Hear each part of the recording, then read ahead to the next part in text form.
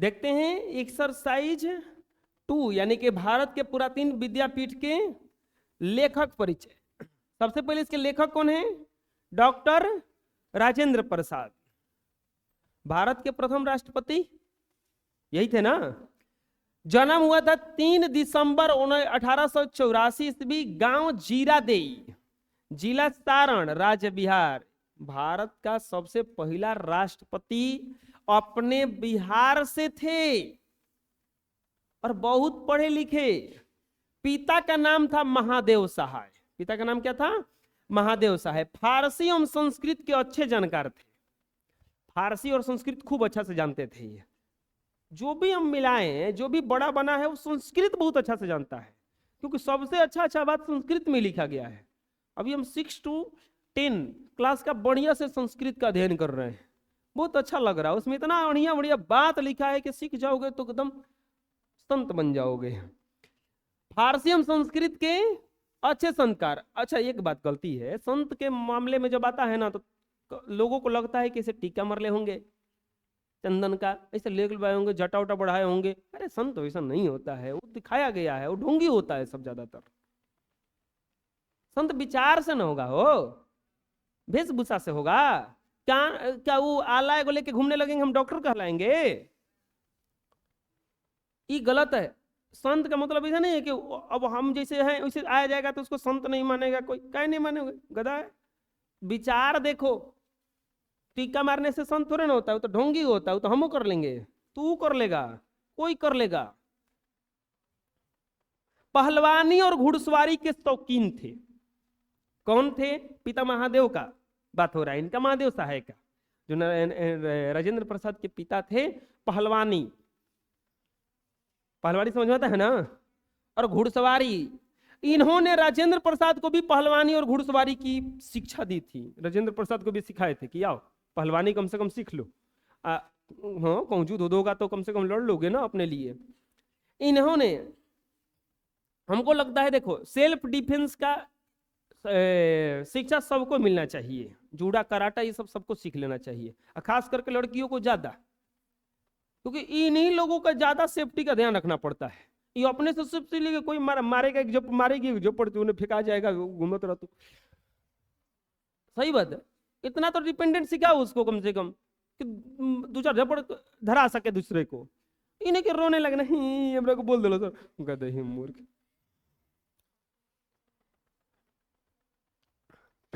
माता का नाम था कामेश्वरी देवी। इनके माता का नाम क्या था? कामेश्वरी देवी। 12 वर्ष की उम्र में ही राजवंशी कुमारी से राजेंद्र प्रसाद का विवाह हो गया था। पहले बाल विवाह चलता था, गांधी जी का भी विवाह बहुत पहले हुआ था, तो इनका विवाह 12 वर्ष की उम्र में हो गया था। चलिए लिख लीजिए। सोचो 12 वर्ष की उम्र में कई क्लास में होगा, 7वां 8वां में होंगे अभी। तो ये तो उस समय ये सब चल जाता था, आज के समय में नहीं चल पाएगा।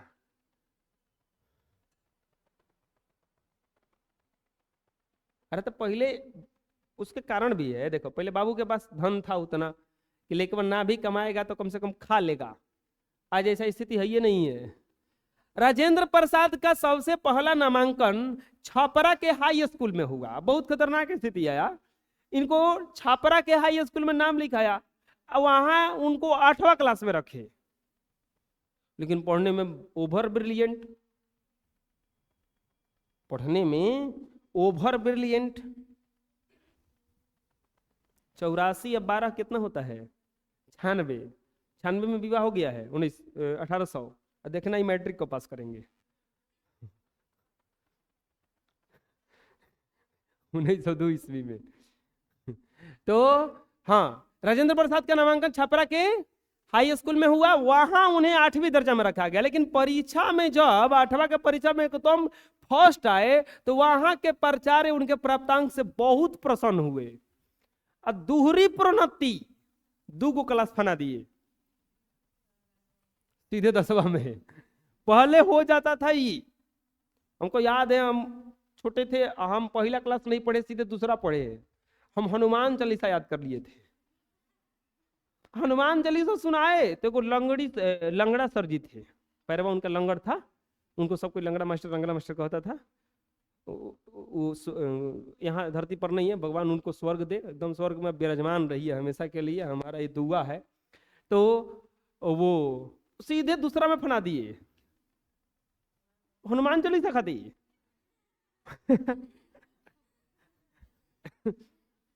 फिर पता नहीं चौथा पांचवा भी नहीं पढ़े, सातवां आठवां ऐसा ही करते करते एकदम जल्दी जल्दी परीक्षा दिलवा के हमको 10th पास करवा दिए जल्दी जल्दी 10 में।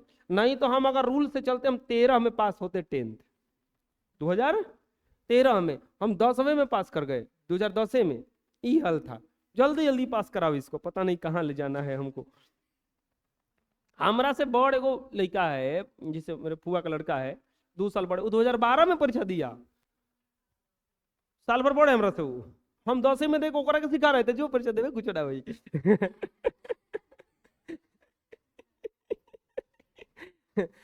1902 में मैट्रिक परीक्षा में प्रथम स्थान प्राप्त किए, फर्स्ट आए, बड़ी इज्जत था फर्स्ट का।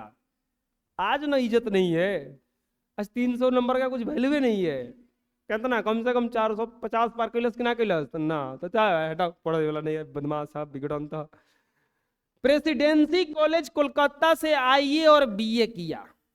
आईए बीए का भी बड़ी वैल्यू था उस समय, आईए बीए पढ़े। 1905 ईस्वी में स्नातक ग्रेजुएशन में प्रथम श्रेणी से पास हुए। 1905 में इन्होंने ग्रेजुएशन किया और प्रथम श्रेणी उसमें भी आए। उनकी बुद्धि से प्रभावित होकर के परीक्षक ने उनके उत्तर पुस्तिका पर लिखा था, परीक्षार्थी परीक्षक से बेहतर है। उनके उत्तर पुस्तिका पे लिखा था कि जो परीक्षा दे रहा है वो हमरों से तेज है, हम भले चेक कर रहे हैं। एग्जामिनी जी इज बेटर देन एग्जामिनर लिखा था, परीक्षार्थी परीक्षक से बेहतर है, हमसे ज्यादा तेज है। चलिए लिख लीजिए इतना। अब देखिए नेक्स्ट, 1911 ईस्वी में कोलकाता के वकील दल में शामिल हुए। 1916 ईस्वी में जब पटना में एक अलग न्यायालय स्थापित हुआ तो वकालत करने कहां आ गए, पटना चले आए, वकालत करने पटना चले आए। राजेंद्र प्रसाद का राजनीतिक जीवन काफी उत्कृष्ट रहा। राजनीतिक जीवन मतलब राजनीति में बहुत अच्छा ये किए। वे संविधान सभा के प्रथम अस्थायी सदस्य और भारतीय गणतंत्र के प्रथम राष्ट्रपति हुए। संविधान सभा जब बनने लगा तो उसमें प्रथम अस्थायी सदस्य, अस्थायी मतलब कि शुरू से अंत तक रह गए। भीमराव अंबेडकर भी शुरू से अंत तक रह गए, नहीं तो बहुत लोग गए, बीच बीच में से भाग गए, ये लोग लास्ट तक टिके। कोलकाता में जब वे छात्र थे तो बंग भंग आंदोलन से काफी प्रभावित हुए। राजेंद्र प्रसाद ने बिहार टाइम्स के संपादक महेश नारायण और सचिदानंद सिन्हा का सहारा लेकर बिहार स्टूडेंट कॉन्फ्रेंस की स्थापना की। राजेंद्र प्रसाद द्वारा कोलकाता में ही हिंदी विद्वानों की संगति और सहयोग से भारतीय हिंदी साहित्य सम्मेलन की स्थापना की हुई। राजेंद्र प्रसाद जो थे वह कोलकाता में हिंदी विद्वानों की संगति और सहयोग से भारतीय हिंदी साहित्य सम्मेलन की स्थापना किया। राजेंद्र प्रसाद जो है आजीवन लिखते रहे। आपको अगर अमर होना है तो कुछ ऐसा कर जाओ कि लोग तुम्हारे बारे में लिखें, नहीं तो कुछ ऐसा लिख जाओ कि लोग उसको आने वाले समय में पढ़े। 2 ही कारण है अमर होने का, नहीं तो ये मरणशील शरीर है, मरेगा ही मरेगा। कुछ ऐसा लिख डालो कि आने वाले समय में लोग पढ़ें।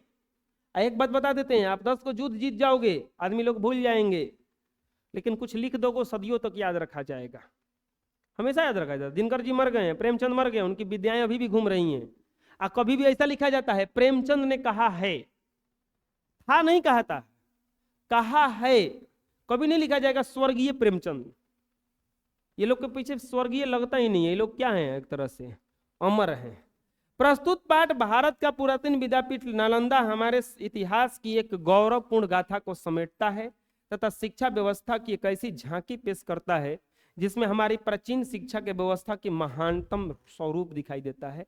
नालंदा ये जो पाठ है हमारा, इसमें क्या दिखाया गया है कि हम लोग का शिक्षा व्यवस्था पहले कितना बढ़िया था। हम लोग का शिक्षा व्यवस्था बड़ा बिगाड़ने में ये अंग्रेजों का सबसे बड़ा हाथ है। चलिए लिख लीजिए।